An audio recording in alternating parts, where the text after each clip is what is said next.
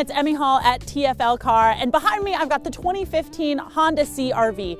Now this car's been refreshed for this year, and it is one of the most fuel efficient crossovers in its class, but it's got that dreaded CVT. So what am I gonna say about it? We'll find out next, coming up on the Fast Lane Car.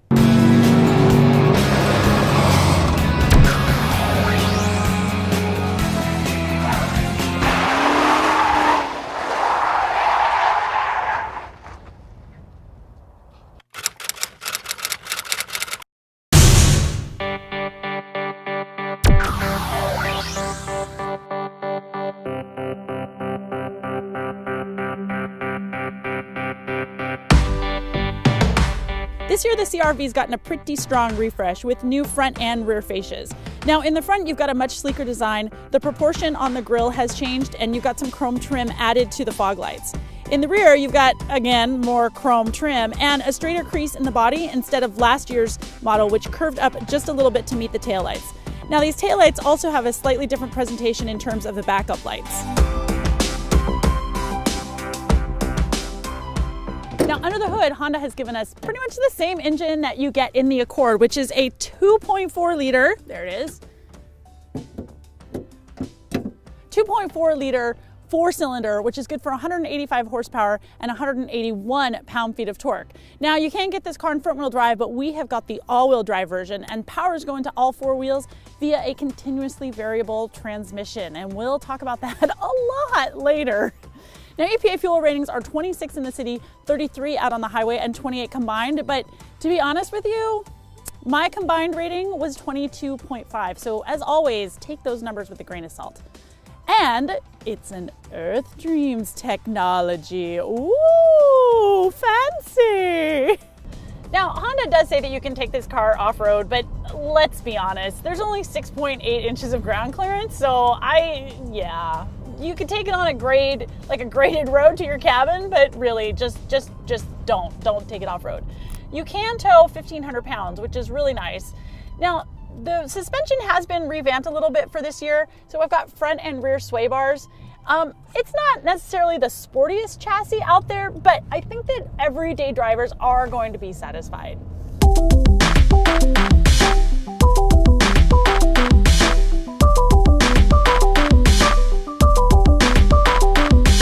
Now we do have the top of the line touring model, which means I've got all of the bells and whistles. I've got leather seats, we've got a multifunctional steering wheel, heated front seats, 10-way programmable driver seat with 2-position memory, Bluetooth, Sirius XM, I mean, all of those things that you really come to know, love, and enjoy. Now, one of the things that I find a little bit disappointing in this cabin is that there are a lot of plastic materials. I mean, like that's not quite so good. I wish that we could have just a little bit more refinement in here, because after all, this is the top of the line. I expect a little bit more. Now, having said that, everything is thoughtfully placed. I do miss that I don't get any redundant controls for the radio. Unfortunately, all the controls are either on your multifunctional steering wheel or within the 7-inch touchscreen itself. I mean, that's just because I'm a little bit of a nerd. And I do have a lot of storage here. So I've got my little center storage here, 2 cup holders, a little cubby hole here, a little cubby hole here, a nice place for my phone, a little cubby hole down here, some places in the doors. I mean, there's like places to stash your stuff all over. And of course, my favorite thing in the entire world inside a cabin is the sunroof. Holla! So this Honda is equipped with the CVT, which stands for a continuously variable transmission. So what that means is that instead of having fixed gears like first, second, third, fourth, you basically have infinite amount of gears. It's not shiftable, although some of them you can get with paddle shifters, but this is not a shiftable automatic. So the computer is going to select what it thinks is the most efficient RPM for the speed that you're currently going at and the engine speed that you're currently at, right? So what that means is when you're just toddling around town, it seems that the goal of this car is to get you down to like 1,400 RPMs as soon as possible, all in the name of fuel efficiency. Now I'm rolling on some Dunlop all-season tires, but I want to talk about these 18-inch alloy wheels because they are seriously stylish for a car like this. I mean, I feel like a CR-V is something that you're maybe not an enthusiast is going to want to buy, but look at these wheels.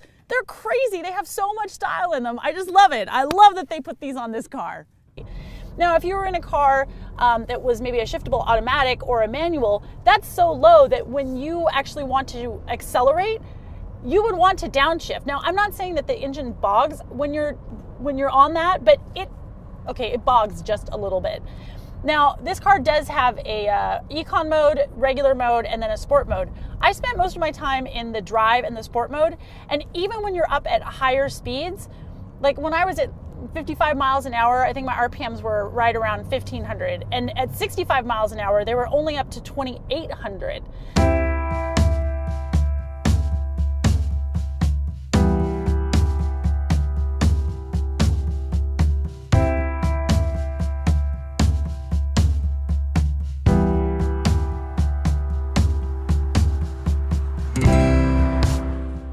Now, there certainly is room for 3 full-sized adults back here. I mean, this seat is set all the way back as far as I can go, and I have like at least 6 inches of room here. I got plenty of headroom, and look at how much this door swings open. I mean, it's almost to a 90-degree angle. So getting in and out or loading cargo in and out of the back seat is gonna be super crazy easy. I mean, look at that.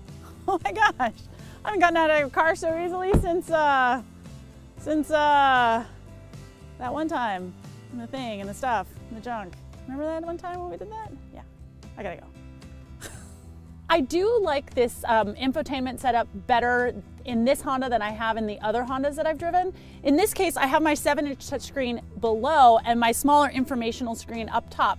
The other Hondas, like in the Accord, they're actually switched. Now, it's fine. I mean, some of the menus seem to be a little convoluted, and to be honest with you, I'm not really sure why we actually need 2 screens. I mean, Chrysler's able to do it all in one screen with the Uconnect system and still have it make sense and be relatively easy to use. In fact, most manufacturers only have one entertainment screen, or infotainment screen. So I'm not sure quite why we have to do it this way, but whatever. I mean, it still works, right?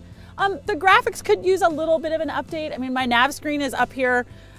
You know, it just doesn't, it definitely looks a little dated.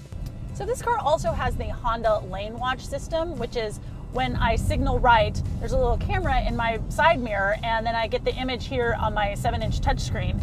And frankly, in the Honda cars, I found it to be a little bit of overkill, but in this car, because it's bigger, you're occupying more space and you're riding higher, I did find that I like to have it, especially there were specifically 1 or 2 times where I looked in here and I was like, oh crap, there's that car in my blind spot, which I totally can't see in my mirror. Of course, if you just look like this, you can still see, but it does help you with small cars that are smaller and lower to the road. So it would be nice if Honda offered us an optional engine upgrade. I mean, I'm not saying that we want to go to the V6 that's offered in the Accord, because 270 something horsepower for this might be a little much for your average consumer. But it would be nice to maybe get a 4-cylinder turbocharged car, which is going to give you a little bit more, it's going to make this car a little bit more competitive with others crossovers, like maybe the more athletic Mazda CX-5.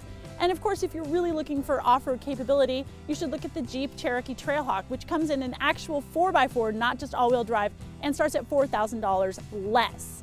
But for now, this car certainly is mild-mannered and very composed on the road. It's a good baby bear, just in the middle, perfect choice for a lot of consumers out there. And it starts at $33,600 for our top-of-the-line touring model. So on the TFL scale of buy it, lease it, rent it, or forget it, I've got to give the 2015 Honda CR-V Touring a buy it. That's it for today. I'm Emmy Hall. Thank you so much for watching. Yay! Go watch all the other videos too. Hey, you can find us on all the social medias, and don't forget to check out tflcar.com for more news, views, and real world reviews. Take care. We'll see you soon. Bye.